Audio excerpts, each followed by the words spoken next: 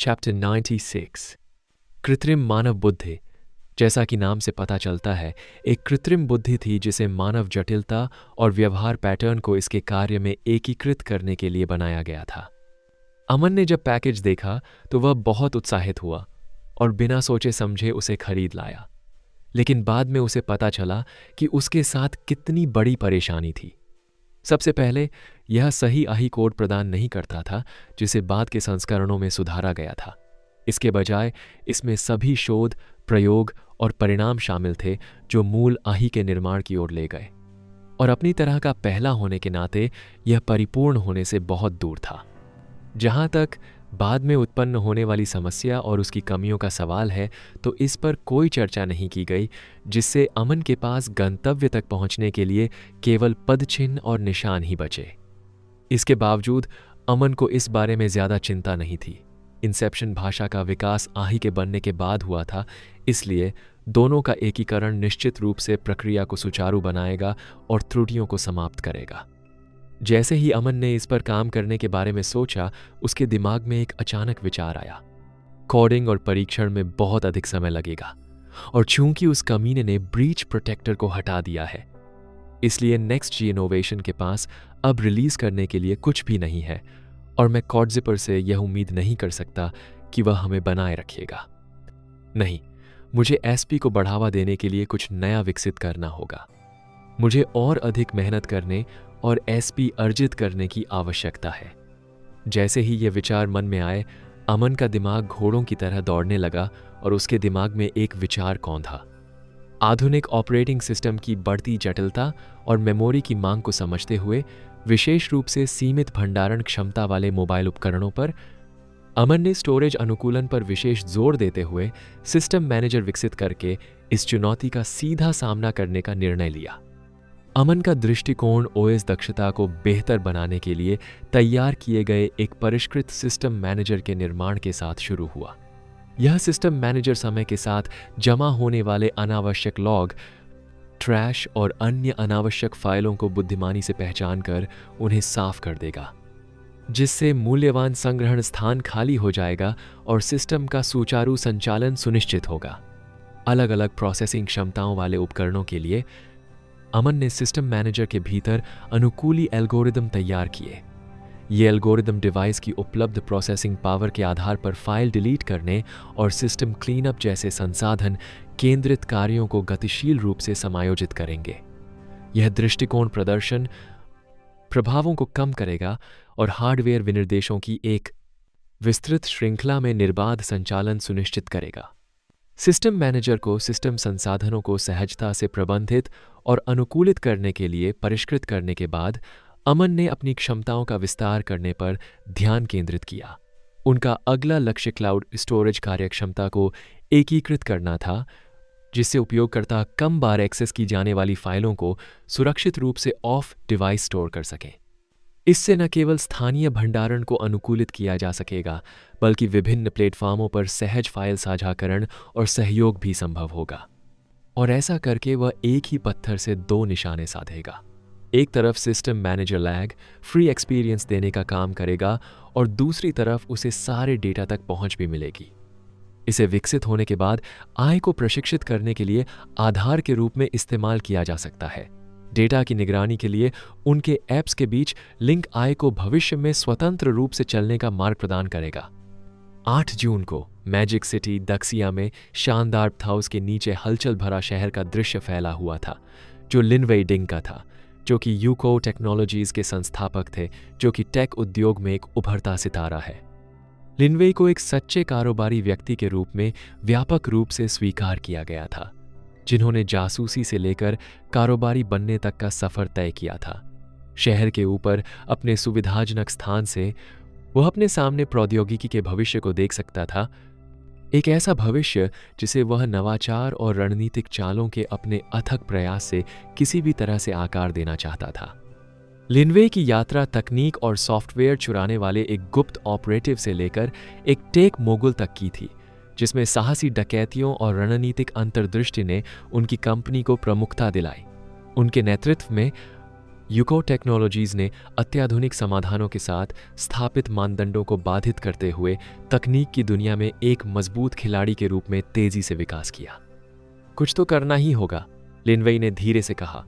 वह नहीं चाहता था कि उसकी मेहनत से अर्जित साम्राज्य को एक नए व्यक्ति से खतरा हो, खासकर कॉडजिपर जैसे क्रांतिकारी व्यक्ति से। आज उन्होंने कॉडजिपर बनाया है, तो कौन जानता था कि आगे क्या होगा। चूंकि यह एक क्रांतिकारी ऐप था, इसलिए उसे इसकी जरूरत थी। कॉडजिपर की बिक्री को बढ़ावा देने वाली बात इसकी अनूठी स्थिति थी।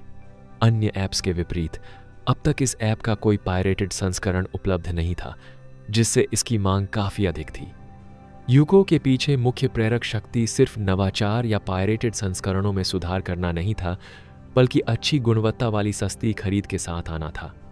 वे इतने सफल क्यों हुए? इसका मुख्य कारण अन्य देशों में रक्त चूसने की उच्च लागत थी। जिस फोन की कीमत $1000 है, उसे वे किसी भी स्पेसिफिकेशन से समझौता किए बिना मात्र $400 की कीमत पर पेश कर सकते हैं। तो एक इंजीनियर के रूप में अपने दिनों से लिनवेई ने एक बात देखी थी।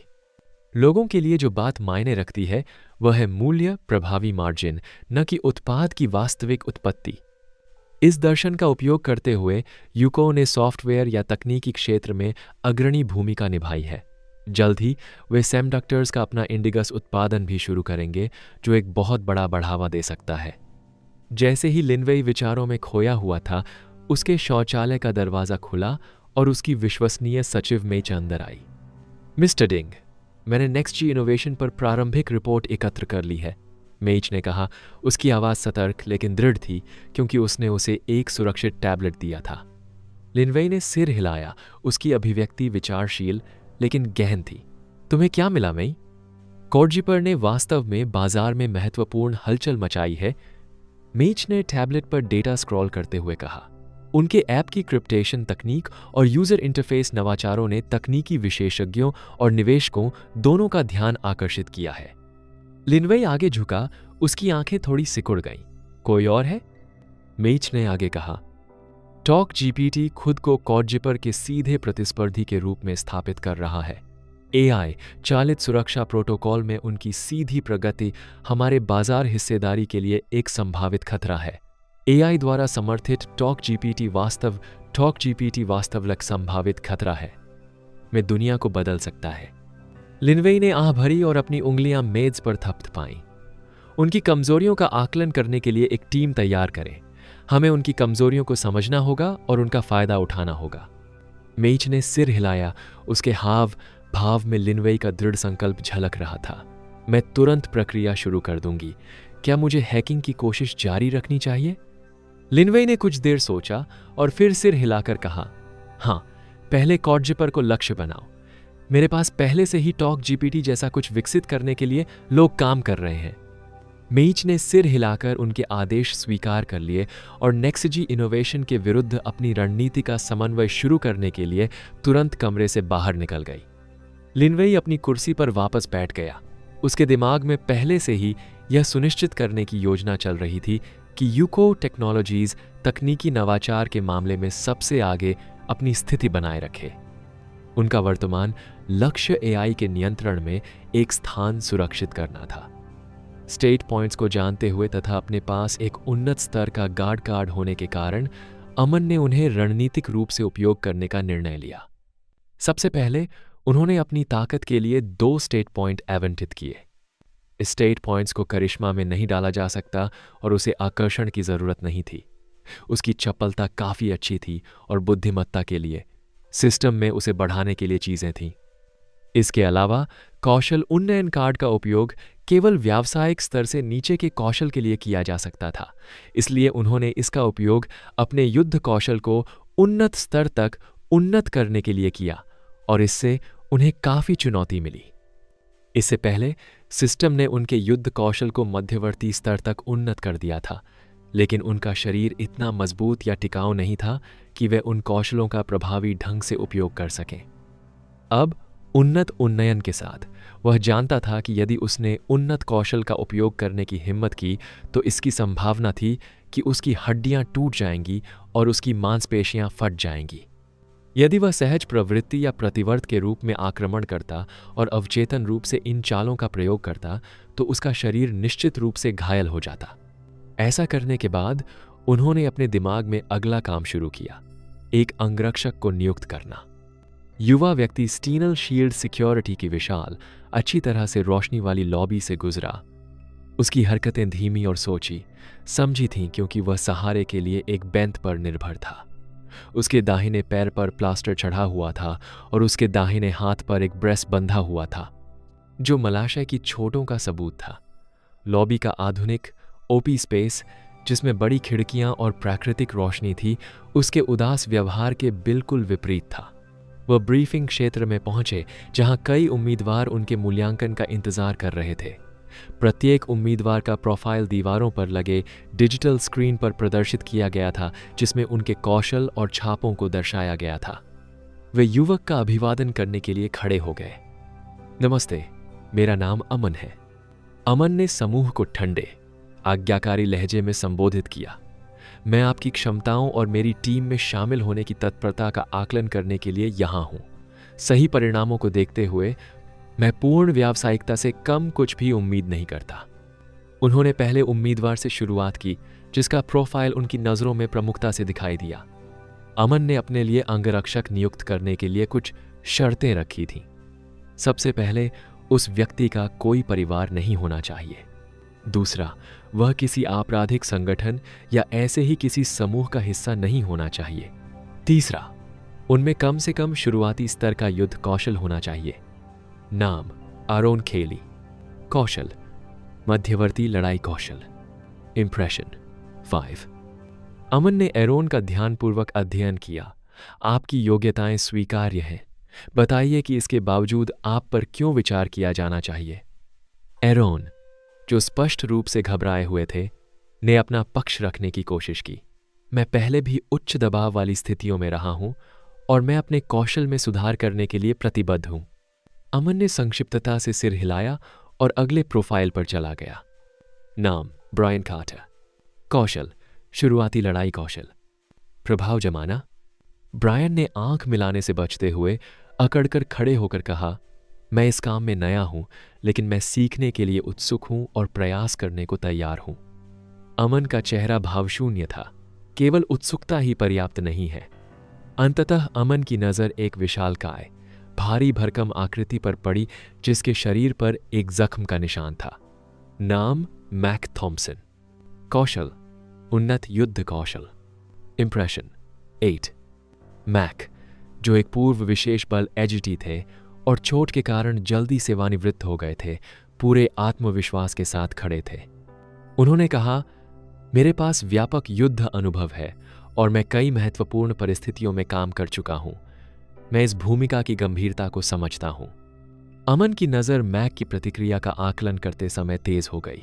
उसके उन्नत कौशल और धैर्य ने उसे एक अधिक आशाजनक उम्मीदवार बना दिया। ऐसा लगता है कि मुझे जैकपॉट मिल गया है। वास्तव में मुझे सेवानिवृत्त सैन्य कर्मियों की तलाश करनी चाहिए, अमन ने सोचा। सभी प्रोफाइल की समीक्षा करने के बाद अमन ने अपना निर्णय लिया।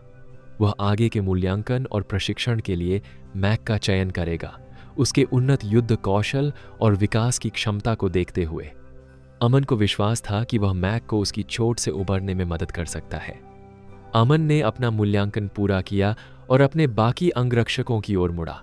आप मैक के साथ मिलकर उसे टीम में शामिल करेंगे।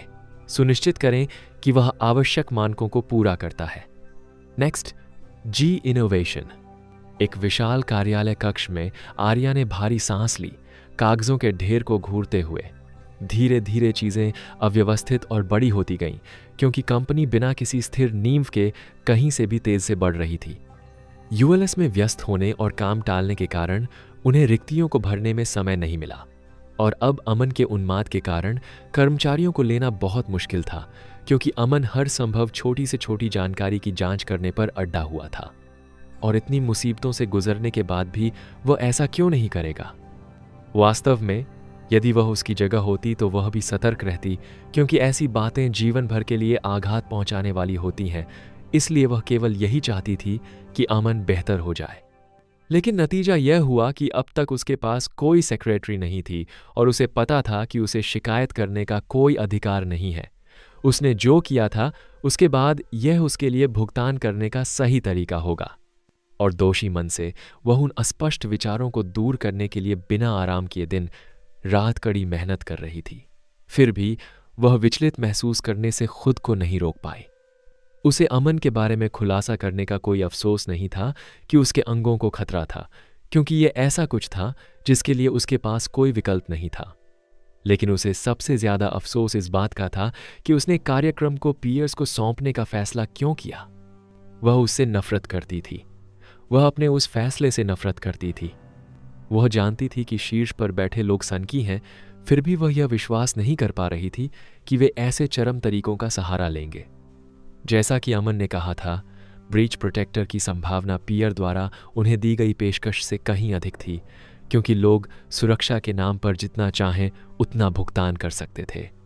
शुक्र है कि उस कमीने स्टीव में अभी भी थोड़ी चेतना थी और 2 दिन बाद उसने विक्रय मूल्य के रूप में 00 मिलियन अमरीकी डॉलर हस्तांतरित कर दिए। आर्या जानती थी कि ऐसा उनकी सराहना करने के लिए नहीं, बल्कि सूर्य के क्रोध के डर से किया गया था।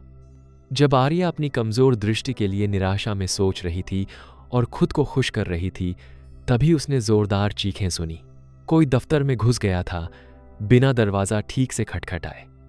हताश होकर आर्या उस व्यक्ति को डांटने ही वाली थी, लेकिन उस व्यक्ति के चेहरे पर पीलापन और डर का भाव देखकर उसने अपने शब्द वापस ले लिए। आर्या अचानक अपनी सीट से उठी। एक क्षण में ही उसका भाव शांति से चिंता में बदल गया। समस्या क्या है? उसने पूछा। कर्मचारी, जो स्पष्ट रूप से कांप रहा था, आर्या की गहरी निगाहों के सामने खुद को संभाले रखने के लिए संघर्ष कर रहा था। यह हमारा नेटवर्क है, मैडम, उसने हकलाते हुए कहा। हम पर हमला हुआ है। यह एक परिष्कृत हैकिंग प्रयास प्रतीत होता है। हमारी सुरक्षा प्रणालियों ने कुछ मिनट पहले असामान्य गतिविधि का पता लगाया। घुसपैठ का पता लगाने वाली प्रणाली ने कई अनधिकृत पहुंच प्रयासों को चिह्नित किया और ऐसा लगता है कि वे हमारी सुरक्षा की प्रारंभिक परतों को दरकिनार करने में कामयाब रहे हैं। जानकारी को समझते समय आर्या का दिमाग तेजी से चलने लगा। मुझे रास्ता दिखाओ, मैं तुरंत काम संभाल लूंगी। साथ ही सभी कर्मियों को स्टैंड बाय पर रहने का आदेश दो। हमें कई लोगों की जरूरत पड़ सकती है। उसने आदेश दिया और बाहर चली गई। वह स्पष्ट रूप से हैरान और भ्रमित थी। कर्मचारी ने जल्दी से रास्ता दिखाया और वे नेक्स्ट जी इनोवेशन के कार्यालय के गलियारों से आईटी विभाग की ओर भागे। जैसे ही वे कमरे में दाखिल हुए, हवा में हलचल बढ़ गई। हर कोई साइबर हमले का मुकाबला करने पर पूरी तरह से केंद्रित था। आर्या ने प्रमुख आईटी विशेषज्ञ से संपर्क किया, जो कई स्क्रीन पर स्थिति पर नजर रख रहा था। मुझे स्थिति की जानकारी दीजिए। आर्या ने बढ़ती चिंता के बावजूद अपनी आवाज को स्थिर रखने की कोशिश करते हुए पूछा। आईटी विशेषज्ञ ने उसकी ओर मुड़ते हुए बताया, हमलावरों ने हमारे फायरवॉल को आंशिक रूप से तोड़ दिया है। वे हमारे मालिकाना सॉफ्टवेयर फाइलों तक पहुंचने का प्रयास कर रहे हैं। हमने अपने महत्वपूर्ण सिस्टम को बंद कर दिया है और हमले के स्रोत का पता लगाने के लिए काम कर रहे हैं। आर्या ने स्थिति की गंभीरता को समझते हुए सिर हिलाया। क्या हमें पता है कि इसके पीछे कौन है? अभी नहीं, विशेषज्ञ ने जवाब दिया, लेकिन हमले की जटिलता से पता चलता है कि वे कोई शौकिया हैकर नहीं हैं। हम पेशेवरों से निपट रहे हैं, संभवतः कॉरपोरेट जासूसी से। चूंकि वे कॉर्डजिपर को चोरी नहीं कर सके, इसलिए वे पहले से ही यहां से सीधे चोरी करने की तैयारी कर रहे हैं, है ना? आर्या ने सोचा। उसकी आवाज में निराशा और दृढ़ संकल्प का मिश्रण था। वह नहीं जानती थी कि अमन ने इसे कैसे कोड किया, लेकिन कॉर्डजिपर एक ऐसी फाइल थी जिसे केवल ऐप स्टोर से ही डाउनलोड किया जा सकता था। कोई भी व्यक्ति ऐप को दूसरों के साथ साझा नहीं कर सकता था, या अगर कोई ऐसा करने की कोशिश करता है और सफल हो जाता है तो प्रयास व्यर्थ हो जाएगा, क्योंकि यह काम नहीं करेगा। प्रत्येक कॉर्डजिपर में एक पहचान कोड होता है जो केवल प्रत्येक डाउनलोड के लिए काम करेगा। इसका मतलब यह था कि एक बार किसी ने इसे डाउनलोड कर लिया तो उसके डिवाइस का विवरण उस पर अंकित हो जाएगा, जिससे स्थानांतरित फाइल को खोलना असंभव हो जाएगा। सभी वेबसाइट और कंपनियां जो चीज़ों की पायरेसी करती थीं, मुश्किल में थीं, क्योंकि वे न तो ऐप की प्रतियां बना सकती थीं और न ही स्रोत कोड का अध्ययन कर सकती थीं। इसलिए आर्या को पहले से ही ऐसी घटना की उम्मीद थी। पियर और अन्य लोगों के साथ काम करते हुए उसे पहले से ही बहुत जासूसी का सामना करना पड़ा था। हालांकि वह इसके बारे में चिंतित नहीं थी क्योंकि अमन ने उन्हें सुरक्षा के लिए ब्रीच प्रोटेक्टर दिया था, लेकिन उस सौदे के बाद आर्या इसका उपयोग नहीं कर सकती थी, कहीं ऐसा न हो कि वे कमीने हमला कर दें। आर्या ने आंकलन करने का फैसला किया। उसने अपनी आस्तीन ऊपर चढ़ा ली, यह संकेत देते हुए कि वह अपनी टीम के साथ तकनीकी क्षेत्र में उतरने के लिए तैयार है। मुझे सिस्टम लॉग और फायरवॉल कॉन्फ़िगरेशन देखने दो, मैं शायद उनके प्रयास के तरीके को ठीक से पहचान सकूं। आईटी विशेषज्ञ कुछ पल के लिए उलझन में दिखे। उन्हें यकीन नहीं था कि आर्या वास्तव में स्थिति की तकनीकी गहराई को समझती है या नहीं। मैडम, पूरे सम्मान के साथ, क्या आपको इस तरह की चीज़ों का अनुभव है? मुझे जानना है कि आप कितनी निश्चित हैं। मैं आपको नीचा नहीं दिखा रहा हूं, लेकिन मुझे आपका स्तर जानना है ताकि आप बाद में हमें परेशान न करें। आर्या ने उसकी नज़रों का सामना एक आत्मविश्वास भरी मुस्कान के साथ किया। मैं कंपनी चला सकती हूं, लेकिन मैंने भी आपकी तरह ही आईटी विभाग से शुरुआत की थी। क्या आप चाहते हैं कि मैं अपनी डिग्री दिखाऊं? मैंने MIT से स्नातक किया है। आदमी का जबड़ा लगभग जमीन पर गिर गया। उनकी प्रतिक्रिया को अनदेखा करते हुए आर्या ने पूछा, वे किस आक्रमणकारी तरीके का प्रयोग कर रहे हैं? हमारा मानना है कि यह एक DDoS हमला है जिसमें सीक्वल इंजेक्शन के कई जटिल प्रयास शामिल हैं। वे हमारे सर्वर पर अधिक भार डालने की कोशिश कर रहे हैं, साथ ही हमारे डेटाबेस में बैकडोर की तलाश कर रहे हैं। विशेषज्ञ ने बताया। अभी भी उन्हें थोड़ा विश्वास नहीं हो रहा था, लेकिन वे इस बात से सहमत थे कि इसमें आर्या का सीधे तौर पर शामिल होना उचित है।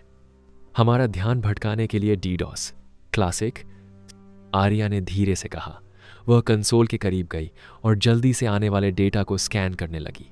ठीक है, चलो आने वाले ट्रैफिक को हमारे सेकेंडरी DNS सर्वर के माध्यम से फिर से रूट करते हैं। इससे DDoS प्रभाव कम हो जाना चाहिए। इस बीच SQL कमजोरियों को तुरंत पैच करें। मुझे लगता है कि हम सभी आने वाले IP पते लॉक कर रहे हैं। आइए उनका विश्लेषण करें, पैटर्न ढूंढें और स्रोतों को अवरुद्ध करें।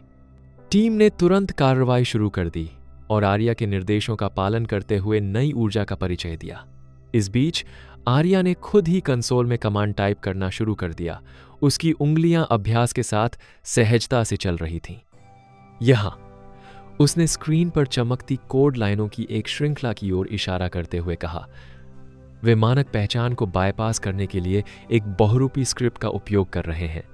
आइए हम अपने फायरवॉल में एक गतिशील नियम लागू करें ताकि ज्ञात दुर्भावनापूर्ण कोड हस्ताक्षरों की विविधताओं को चिह्नित और विश्लेषित किया जा सके। यह उन्हें तुरंत नहीं रोकेगा, लेकिन उन्हें धीमा करने और हमें कुछ और समय देने के लिए पर्याप्त होना चाहिए। IT विशेषज्ञ ने देखा, अब वह काफी प्रभावित हुआ। मुझे नहीं पता था कि आप में इस तरह का हुनर है, मैडम। आर्या ने स्क्रीन से नजरें नहीं हटाई और व्यंग्यात्मक लहजे में कहा, मेरे बारे में बहुत कुछ ऐसा है जो आप नहीं जानते। अभी के लिए हमें अपने सिस्टम को सुरक्षित करने पर ध्यान देना चाहिए। एक बार जब हम अपनी सुरक्षा को मजबूत कर लेंगे तो हम हमले के स्रोत का पता लगा पाएंगे। तब उन्हें पता नहीं चलेगा कि उन्हें किसने मारा। अगले कई घंटों तक आर्या और उनकी IT टीम ने अथक परिश्रम किया। हमले को रोकने के लिए कई तरह के जवाबी उपाय और पैच लागू किए। हर कीस्ट्रोक के साथ उन्होंने NextG इनोवेशन के डिजिटल किले को मजबूत किया, जिससे हैकर्स द्वारा उनके डेटा को चुराने के प्रयासों को विफल किया गया। जैसे जैसे रात बढ़ती गई, हमलावरों ने अथक दृढ़ संकल्प के साथ हमला जारी रखा।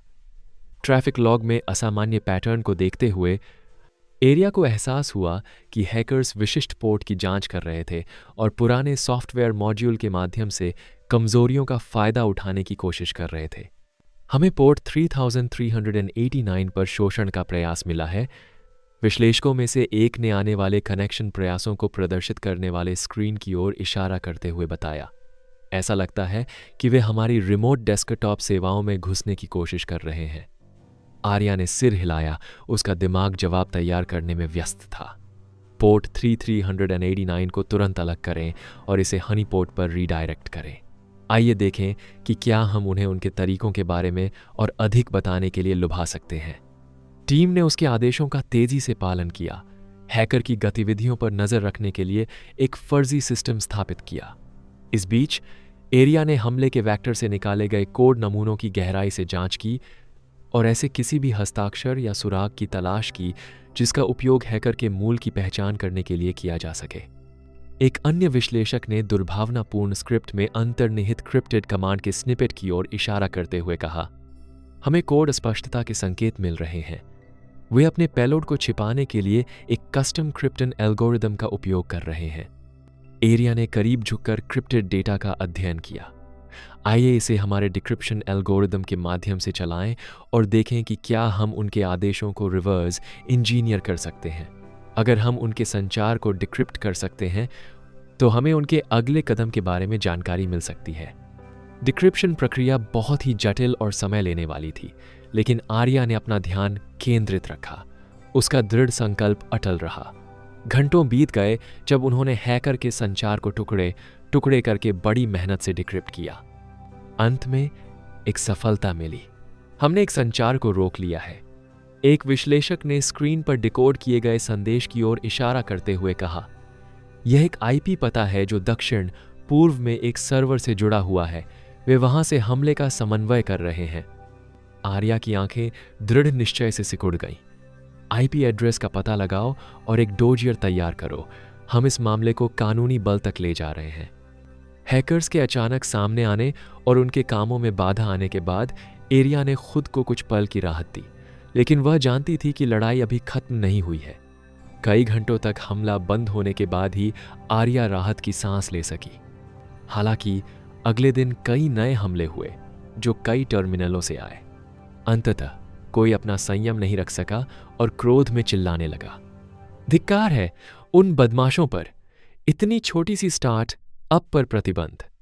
आर्या भी धीरे धीरे घबराने लगी। प्रेस्ट स्केल का हमला उसके लिए बहुत ज्यादा था। इसकी शुरुआत कुछ लोगों से हुई थी, लेकिन अब ऐसा लग रहा है कि उनमें से कई हो गए हैं, जैसे कि टायर की दुनिया उनके पीछे लगी हुई है। और वह निश्चित रूप से अमन को यह बात बताती, लेकिन अमन ने उससे कहा था कि जब तक कंपनी में तोड़फोड़ न हो जाए या किसी की जान को खतरा न हो जाए, तब तक वह परेशान नहीं होना चाहता। यह महज एक अनियमित बातचीत नहीं थी, बल्कि एक स्पष्ट आदेश था। तभी अचानक उसके दिमाग में एक विचार कौन था? हम इसकी रक्षा कर सकते हैं। उल्लंघन को तैनात करें। आर्या ने अपने होंठ बंद कर लिए और मन ही मन कोसने लगी, शिट। उनके पास पहले से ही ब्रीच प्रोटेक्टर का एक बुनियादी पैकेज था और एक बार तैनात होने के बाद यह हमलों को रोकने के लिए पर्याप्त होगा। लेकिन एक और समस्या उत्पन्न होगी। पहली बात तो यह कि अब केवल पियर ही इसका उपयोग कर सकता था, और यदि किसी ने इसे हैक कर लिया या इसे खोज लिया तो स्थिति बहुत ही खराब हो जाएगी। मैडम, आप क्या कह रही थीं? कुछ नहीं, आर्या ने उसे ठंडे स्वर में रोका। आप सभी जितना हो सके धैर्य रखें। मैं कुछ न कुछ उपाय निकालने की कोशिश करूंगी। यह कहकर आर्या बाहर चली गई और फोन उठा लिया।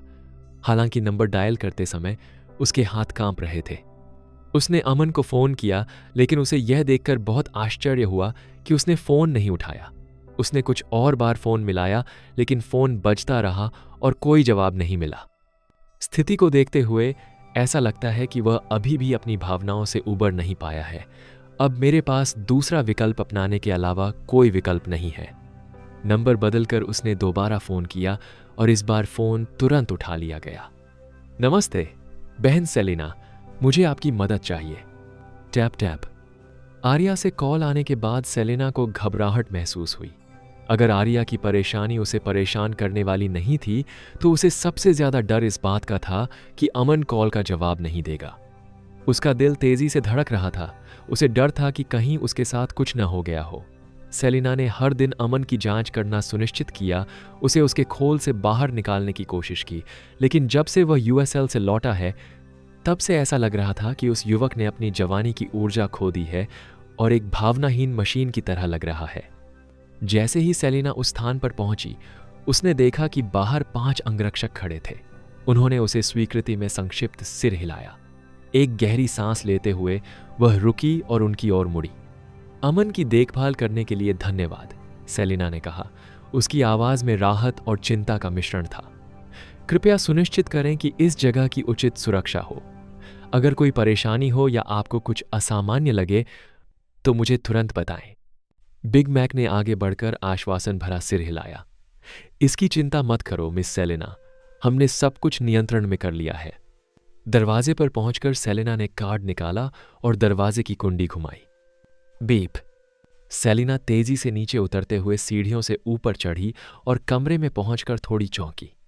दरवाजा खुला हुआ था और अंदर अमन ऑफिस की कुर्सी पर बैठा था और उसके दोनों पैर मेज पर रखे हुए थे।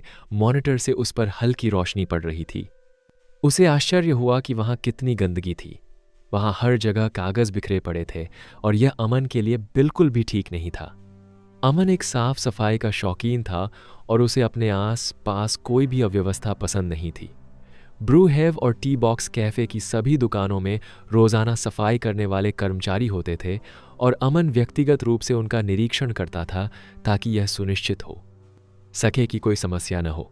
आगे बढ़ते हुए सेलिना ने नीचे बैठकर कागज उठाए, लेकिन वह उन पर लिखे संदेश को देखकर दंग रह गई। इस पर बच्चों जैसी ऐडी तिरछी रेखाएं थीं, फिर भी इसमें योजनाएं और विकल्प समाहित थे। जैसे ही एक हल्की कराह निकली, सेलिना ने अपनी भावनाओं को दबाने की कोशिश की। अगर ऐसा हो तो मुझे क्या करना चाहिए? अगर मैं मना कर दूं तो क्या होगा? अगर मैं सहमत हो जाऊं तो क्या होगा? क्या होगा अगर मैं नीचे रहूं? क्या होगा अगर मैं लड्डू? इसके अलावा कागजों पर कुछ लिखा हुआ था जिसमें बताया गया था कि अब वह क्या करने जा रहा है और अगर वह उन योजनाओं के अनुसार काम करता है तो सबसे बुरी स्थिति क्या हो सकती है। एक ही नजर में सेलिना समझ गई कि अमन ने सबसे बुरी संभावनाओं पर विचार कर लिया था। क्रैंग। सेलिना की रीढ़ में ठंडक दौड़ गई जब उसने देखा कि अमन अपनी आंखें फाड़ रहा है। उसे थोड़ी शर्मिंदगी महसूस हुई, जैसे कि वह कोई चोर हो जिसे पकड़ लिया गया हो। उसने जल्दी से कागजों को एक तरफ फेंक दिया। Aunty Selina. हम? सेलिना ने संयत भाव से सिर हिलाया और जब अमन ने एक छोटी सी छड़ी निकाली तो उसकी आंखें फैल गईं। अमन। वह जोर से चीखी और उसकी ओर दौड़ी तथा उसके हाथ से छड़ी छीन ली। अमन, समय कठिन है लेकिन तुम्हें धूम्रपान नहीं करना चाहिए। यह एक भयानक आदत है, मेरा विश्वास करो। अमन। सेलिना ने अमन को डांटना शुरू कर दिया, जिसने मासूमियत से आंखें झपकाईं और खांसने लगा। अहम। चाची, यह सिगरेट जैसा लग सकता है लेकिन यह चॉकलेट है। हाँ। सेलिना ने छड़ी का बारीकी से निरीक्षण किया और फिर शर्मिंदगी से उसे अमन को वापस सौंप दिया। वह कैसे जान सकती थी कि यह चॉकलेट है जबकि यह सिगरेट के समान दिखती थी? क्षमा मांगना। कोई बात नहीं। वैसे क्या आप सुरक्षा भंग के बारे में यहां हैं? अमन ने अपने स्क्रीन पर नजर डालते हुए सहजता से पूछा। हां। सेलिना ने सिर हिलाया, उसकी भौहें सिकुड़ गईं। लेकिन तुम्हें कैसे पता चला? मैं स्थिति पर नजर रख रहा हूं, अमन ने शांति से उत्तर दिया। उसकी आंखें स्क्रीन से हट ही नहीं रही थीं। वह इस सब पर बारीकी से नजर रख रहा था और अब तक उसने हस्तक्षेप न करने का एकमात्र कारण आर्या की प्रतिक्रिया और उसकी क्षमताओं का आकलन करना था। और जैसा कि अपेक्षित था, आर्या ने इसे असाधारण रूप से अच्छी तरह से संभाला। कई लोग पहले से ही जानते होंगे। जरा ठहरिए। अमन ने अपनी कार उठाई और सेलिना को सौंप दी। यह आर्या को दे दो। उससे कहो कि अब प्रोग्राम को डिफाइन करने की कोई जरूरत नहीं है, उन्हें कोड दे दो। सेलिना का शरीर कांप उठा। उसकी निगाहें अविश्वास में अमन पर टिकी थीं। उसका बेपरवाह व्यवहार उसके शब्दों की गंभीरता को झुठला रहा था और वह बढ़ती हुई बेचैनी के बीच उसके असली इरादों के बारे में सोचने से खुद को नहीं रोक पाई। आप उन्हें यह लेने देना चाहते हैं? इस छोटी सी बात पर लड़ने की कोई जरूरत नहीं है। हर ऐप पायरेटेड हो जाता है, इसलिए उन्हें इसे रखने दें और खुश रहें। इसके अलावा एक और नया क्रिएशन सिस्टम मैनेजर है। मिस आर्या से इसे जल्दी से रिलीज करने के लिए कहें। सेलिना ने यूएसबी ड्राइव पर नजर डाली और अमन की ओर एक जटिल भाव से देखा। उसकी प्रतीत होने वाली हानिरहित मुस्कान में आघात और निराशा का गहरा दर्द छिपा हुआ था। अमन, क्या तुमने उम्मीद खो दी है? हर कोई ऐसा नहीं होता। Aunty Selina. अमन ने उसकी बात बीच में रोकी और दीवार की ओर इशारा किया। सेलिना ने देखा कि दीवार पर एक कागज चिपका हुआ था और उस पर एक वृत्त बना हुआ था। एक वृत्त, उसने सोचा। सब कुछ एक चक्र में चलता है। अच्छा, बुरा सब कुछ एक चक्र में घूमता है। जो मेरा है वह किसी न किसी तरह मेरे पास वापस आएगा। जहां तक नाशपाती का सवाल है, अमन ने मुस्कुराकर सेलेना की ओर देखा। हालांकि इस बार मुस्कान भयावह और डरावनी लग रही थी, जिसने सेलेना को चौंका दिया। यह लंबे समय तक जीवित नहीं रहेगा। सेलेना को अमन के व्यवहार से अचानक ठंडक महसूस हुई। उसने बोलने के लिए अपने होंठ खोले, लेकिन अमन ने फिर से उसे रोक दिया।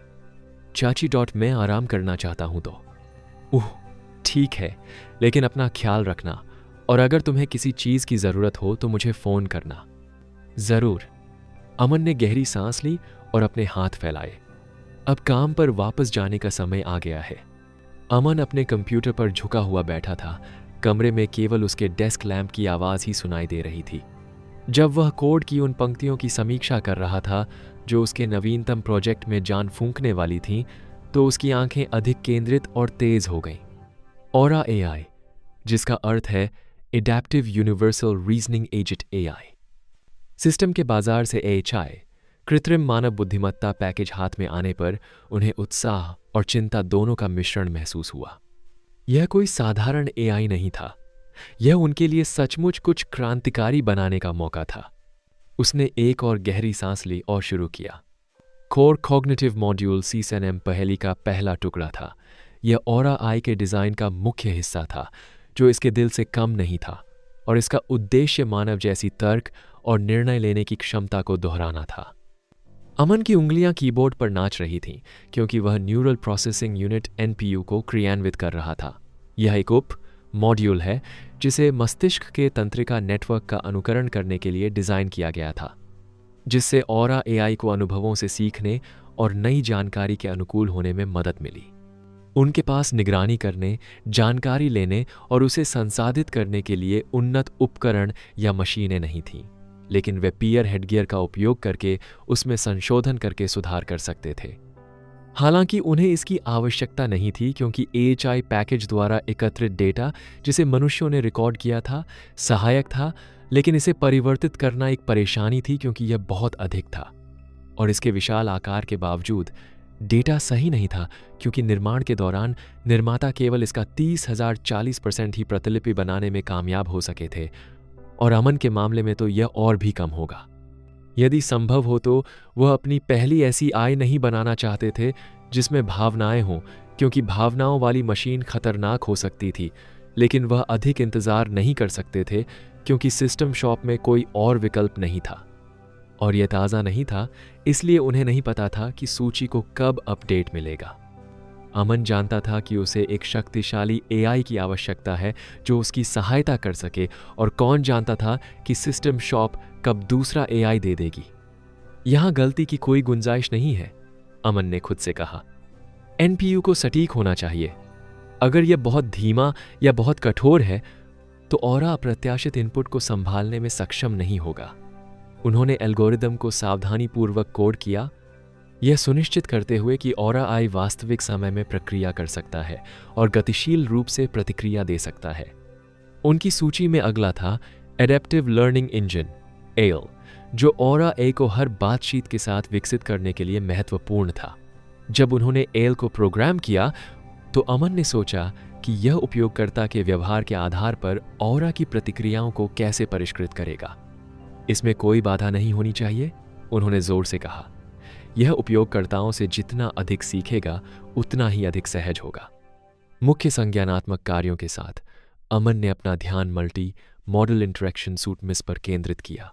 उन्होंने एक ऐसे आई की कल्पना की जो विभिन्न प्रकार के इनपुट भाषण, पाठ, चित्र और भाव को बिना किसी चूक के संभालने में सक्षम हो।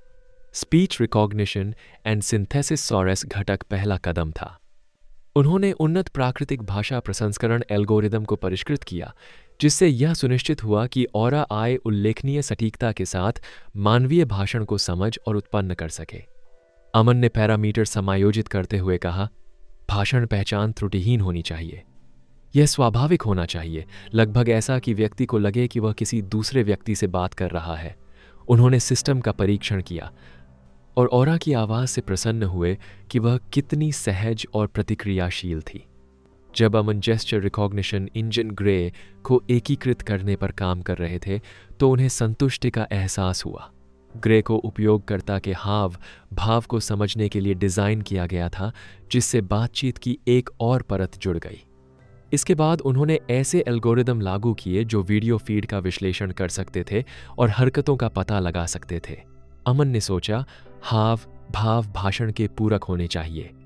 यदि उपयोगकर्ता ध्वनि आदेशों और संकेतों के बीच सहजता से स्विच कर सकें तो ऑरा और भी अधिक उपयोगकर्ता अनुकूल हो जाएगा। विकास के अगले चरण में इमोशनल इंटेलिजेंस इंटरफेस (EI) शामिल था।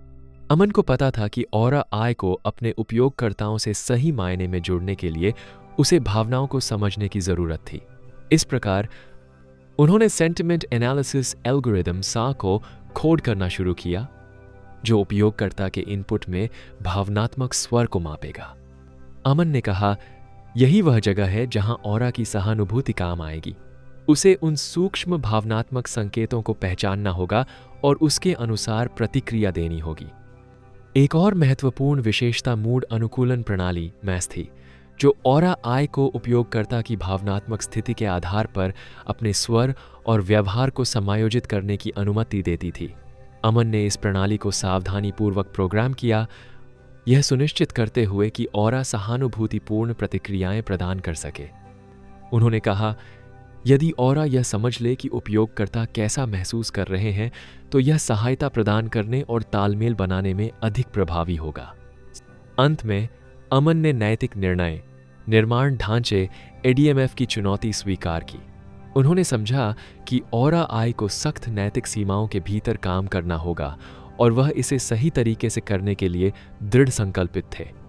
नैतिक तर्क मॉड्यूल ARM को ऑरा के कार्यों और सिफारिशों के नैतिक निहितार्थों का आकलन करने के लिए डिजाइन किया गया था। अमन ने इस मॉड्यूल को कोड करने के लिए सावधानीपूर्वक काम किया, यह सुनिश्चित करते हुए कि यह सख्त नैतिक मानकों का पालन करेगा। इसके अतिरिक्त उन्होंने गोपनीयता संरक्षण परत PPL को क्रियान्वित किया, जो संवेदनशील उपयोगकर्ता डेटा को एन्क्रिप्ट करेगा और कड़े पहुंच नियंत्रण लागू करेगा। अमन ने दृढ़ता से कहा, गोपनीयता और नैतिकता पर कोई समझौता नहीं किया जा सकता। ऑरा को उपयोगकर्ता डेटा की सुरक्षा करनी चाहिए और जिम्मेदारी से काम करना चाहिए। सभी मुख्य घटकों के साथ अमन सच्चाई के क्षण के लिए तैयार था। उसने ऑरा आई का पहला परीक्षण शुरू किया। उसका दिल प्रत्याशा से तेजी से धड़क रहा था। ऑरा का आभासी अवतार स्क्रीन पर दिखाई दिया, जो उपयोगकर्ताओं के साथ बातचीत करने के लिए तैयार था। अमन ने बारीकी से देखा कि सिस्टम इनपुट को कैसे संसाधित करता है, भाषण पहचान को हाव भाव आदेशों के साथ एकीकृत करता है और सहानुभूति और नैतिक विचार के साथ प्रतिक्रिया करता है। एवान ने AI को काम करते हुए देखते हुए कहा, यहाँ कुछ नहीं है। ऑरा ने सहजता से बातचीत को नेविगेट किया, उन उन्नत क्षमताओं को प्रदर्शित किया जिन्हें बनाने के लिए उसने इतनी मेहनत की थी। भाषण पहचान दोषरहित थी, इशारों की सटीक व्याख्या की गई थी और भावनात्मक प्रतिक्रियाएं विचारशील और उचित दोनों थीं। हालांकि यह सिर्फ एक परीक्षण मॉड्यूल था। मैं केवल इसी पर निर्भर नहीं रह सकता। मुझे इसे और विकसित करने की आवश्यकता है और इसके लिए मुझे और अधिक डेटा की आवश्यकता है। ऑरा को यथासंभव तार्किक और मानवीय बनाने के लिए उसे यह समझने की आवश्यकता है कि मनुष्य कैसे काम करते हैं। मेज पर अपनी उंगलियां थपथपाते हुए अमन ने समाधान निकालने की कोशिश की। ऐसा लगता है कि मुझे स्कैन देखने की जरूरत है। पियर्स के आधुनिक कार्यालय में स्टीव हुक एक बड़ी कॉन्फ्रेंस टेबल के सिरहाने खड़े थे। उनकी ठंडी निगाहें IT विभाग के मुख्य सदस्यों पर टिकी थीं। कमरे में तनाव था। केवल कंप्यूटर उपकरणों की गड़गड़ाहट ही सन्नाटे को भर रही थी। IT टीम अपने लैपटॉप पर बैठी थी। स्क्रीन पर ब्रीच प्रोटेक्टर सॉफ्टवेयर प्रदर्शित हो रहा था। स्टीव की आवाज ने चुप्पी को चीरते हुए तीखी आवाज में कहा, तो क्या आपने ब्रीच प्रोटेक्टर को एकीकृत कर लिया है? क्या इसे अगली पीढ़ी के आईफोन में लागू किया जा सकता है? स्टीव की गहरी निगाहों के सामने पसीना बहाते हुए मुख्य इंजीनियर ने अपना गला साफ किया। हम महत्वपूर्ण कठिनाइयों का सामना कर रहे हैं। एकीकरण प्रक्रिया हमारी अपेक्षा से कहीं अधिक जटिल साबित हो रही है। स्टीव की आंखें सिकुड़ गईं। उसका चेहरा ठंडे गुस्से का मुखौटा था। उसका जबड़ा कस गया और उसने अपने हाथों को जोर से मेज पर पटक दिया। कठिनाइयां? यह अस्वीकार्य है। ब्रीच प्रोटेक्टर हमारे अगली पीढ़ी के आईफोन्स के लिए महत्वपूर्ण है। मैं चाहता हूं कि इसे लागू किया जाए, कोई बहाना नहीं। एक जूनियर इंजीनियर ने, जो स्पष्ट रूप से घबराया हुआ था, झिझकते हुए कहा, सर, शायद हम अगली पीढ़ी के आईफोन के लॉन्च को विलंबित कर सकते हैं ताकि यह सुनिश्चित हो सके कि ब्रीच प्रोटेक्टर ठीक से एकीकृत है। स्टीव की नज़र जूनियर इंजीनियर पर चली गई। उसकी आंखें और भी सिकुड़ गईं। उसके होठों पर एक टेढ़ी, मौढ़ी गहरी मुस्कान उभरी, जिससे उसकी नाराज़गी जाहिर हो गई। लॉन्च में देरी? क्या आपको लगता है कि समय एक ऐसी विलासिता है जिसे हम बर्दाश्त कर सकते हैं? ब्रीच प्रोटेक्टर को शामिल किया जाना चाहिए और मैं चाहता हूं कि यह जल्द से जल्द हो जाए। कमरे में सन्नाटा छा गया और स्टाफ ने स्टीव की तीखी निगाहों से बचना शुरू कर दिया। कुछ देर सोचने के बाद स्टीव के चेहरे पर एक सख्त भाव आ गया।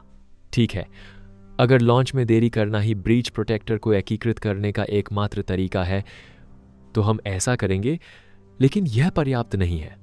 वह आईटी विभाग के प्रमुख की ओर मुड़ा। उसके चेहरे पर एक गंभीर रेखा थी। मैकओएस और पिछले साल के आईफोन के लिए अपडेट पुश करने की तैयारी शुरू करें। उन्हें ब्रीच प्रोटेक्टर से लैस करें। मैं चाहता हूं कि यह काम तुरंत हो जाए। आईटी हेड ने घबराहट में सिर हिलाकर सहमति जताई। समझ गया बॉस, हम अभी काम शुरू करेंगे। स्टीव की निगाहें लगातार बनी रहीं, जो उसकी निर्दयी कार्यकुशलता की याद दिलाती रहीं। अच्छा, मुझे जल्द ही परिणाम मिलने की उम्मीद है।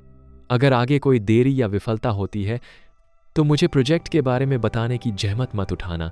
बस अपना त्यागपत्र एचआर को सौंप देना। टीम पर आखिरी ठंडी नजर डालते हुए स्टीव ने अपनी एडी घुमाई और कमरे से बाहर चले गए। उनका चेहरा हमेशा की तरह ही कठोर था। कर्मचारियों ने चिंतित नजरों का आदान प्रदान किया, जो अपने काम के वजन और अपनी विफलता के परिणामों से पूरी तरह वाकिफ थे।